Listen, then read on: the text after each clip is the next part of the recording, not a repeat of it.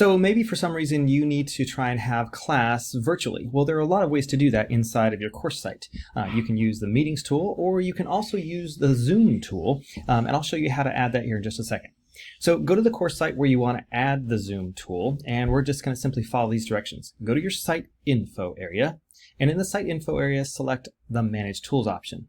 In the list of options, scroll all the way down to the bottom and select External Tools.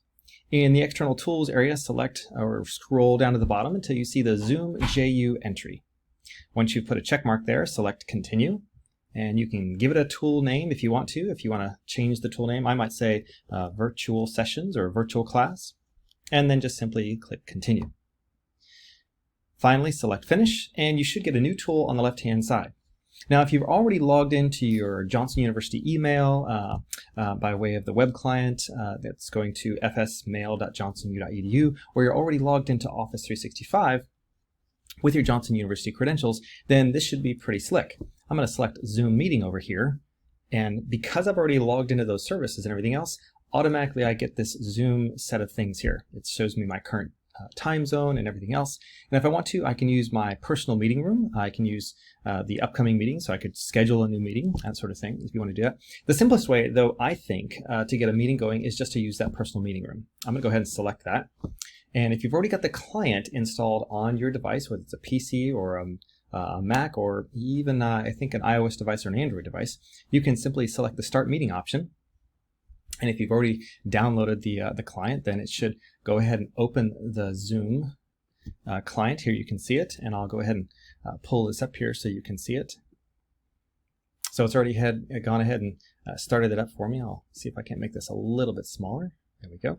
And so what I'm going to do is, at this point, I'm going to go ahead and use this little invite option and go to my email, and I'm going to simply copy the invitation, and then I can take that invitation and email it to the students that are in my class. And then depending upon how you want them to join or how you allow them to join. So if you want students to just simply join by way of their computer or their desktop, then they can do that. Or if you want them to just phone in, there's information in that invitation that allows them to phone in. So you might want to sort of specify what that looks like ahead of time. In some cases, phoning in is easy because a lot of students know how to mute themselves while they're on their phones. In some cases, when they're phoning in or getting into a meeting using their desktop or their laptop, they're not nearly as aware of how to mute themselves. And so there can be audio feedback problems and that sort of thing.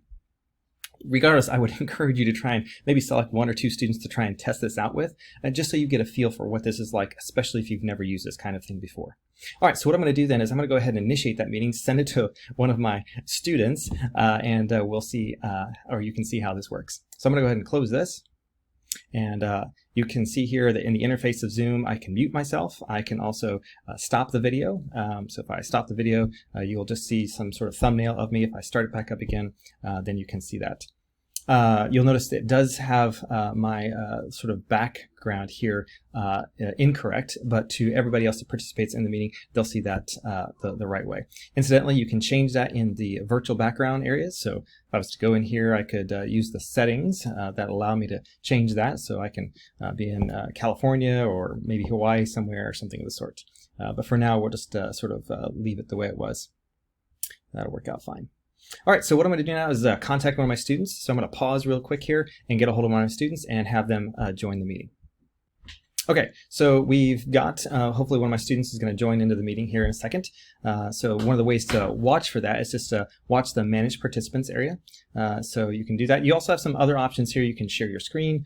Keep in mind that if you have all of your students, there's my student. Hey, well, hello student, how are you doing today? Great, fantastic. I was just telling the rest of the class that there's some really great ways in here to share video. Hey, can you show us how to flip your phone or flip and show what's on the other side of your phone there? Can you do that on your device? Oh, okay, so that's great. So that's really great that you can do that. Yeah, so even students using mobile devices can flip their phone and that sort of thing. And then can you flip it back? Great, thanks so much. And so keep in mind, if you're using this, everybody using their video cameras tends to get bandwidth intensive, and so that can take and make it much more sluggish for the more users you have. Notice there's also a share screen function and a chat function. So if you're wanting to present maybe your PowerPoint presentation or a PDF, you can do that through the share screen option. And so if there's a chat function, that'll show up over here on the right, and you can chat. So hello class, and so you can carry that conversation on. Student, can you actually reply to that chat? Hey, well, there you go. And so you can also see that students can actually reply, and that's actually showing up as private, so only I can see that message coming to me. And so you can control that within the interface. So, all right, well, thank you so much for joining class today. We'll see you again next time. So that's how the Zoom function works. It's pretty slick. It's real easy. So if I'm at the tail end of things that I'm going to be done, then I can simply hit end meeting. There are some ways in here to go through and record sessions, and there's some details about how to do that as well. So if you have questions about this, please get a hold of us, or our IT services division can also assist. We want to really make sure we are connecting our students with the great education we're trying to provide them here. We'll talk to you all later.